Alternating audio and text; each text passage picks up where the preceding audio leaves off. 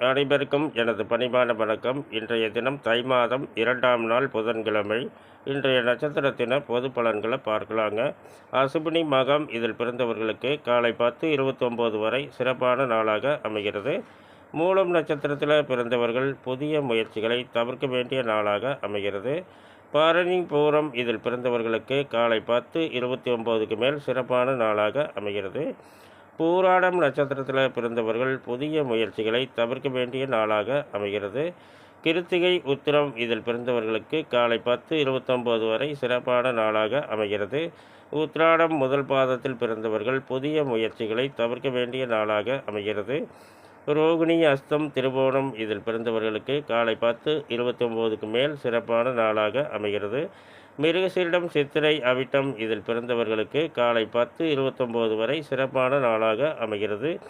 திருவாதிரை சுவாதி சதயம் இதில் பிறந்தவர்களுக்கு காலை 10:29க்கு மேல் சிறப்பான நாளாக அமைகிறது.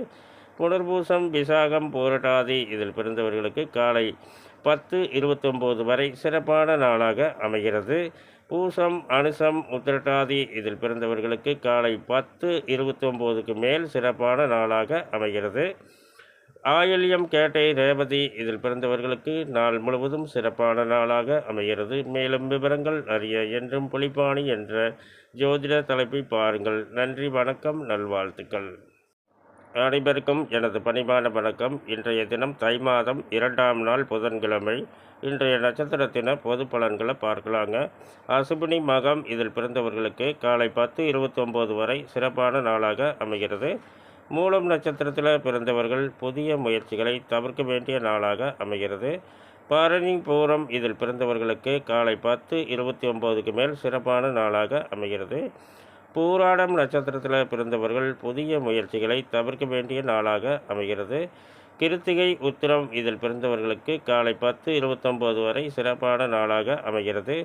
உத்திராடம் முதல் பாதத்தில் பிறந்தவர்கள் புதிய முயற்சிகளை தவிர்க்க வேண்டிய நாளாக அமைகிறது.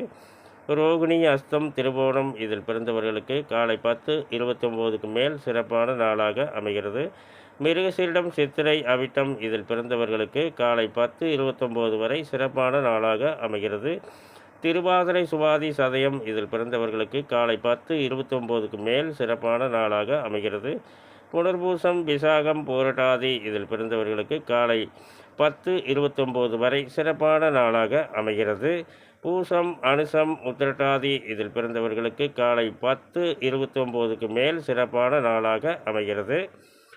ஆயில்யம் கேட்டை ரேவதி இதில் பிறந்தவர்களுக்கு நாள் முழுவதும் சிறப்பான நாளாக அமைகிறது. மேலும் விவரங்கள் அறிய என்றும் புலிப்பாணி என்ற ஜோதிட தலைப்பை பாருங்கள். நன்றி, வணக்கம், நல்வாழ்த்துக்கள்.